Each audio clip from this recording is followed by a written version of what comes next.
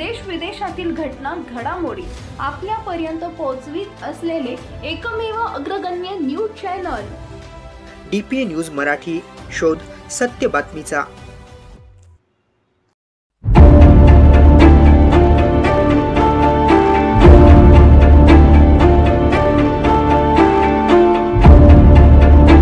जलविद्युत निर्मितीसाठी pump storage धाटणीच्या प्रकल्पासाठी महाराष्ट्र शासन आणि NTPC, Welspun new energy, NHPC, renew hydro power, THDC India, Torrent power, Adani green energy या कंपन्यांशी महायुती सरकारने नुकतंच सामंजस्य करार केला.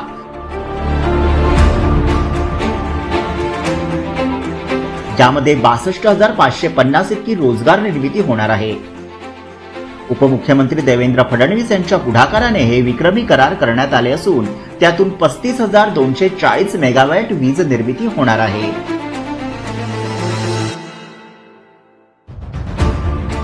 राज्यातील या प्रकल्पांमध्ये सुमारे 1,88,750 कोटी रुपयांची गुंतवणूक, तर राज्यात 2030 पर्यंत 50% वीज निर्मिती ही नैसर्गिक ऊर्जा स्रोतांमधून होणार आहे.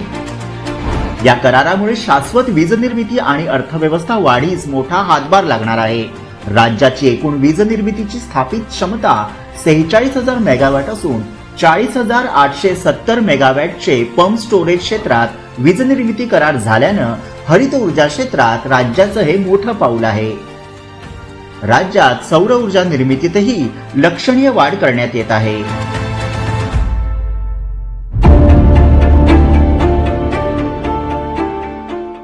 ताज्या घडामोडी व अपडेट जाणून घेण्यासाठी आताच DPA न्यूज चॅनलला सबस्क्राइब करा आणि बेल आयकॉन क्लिक करायला विसरू नका.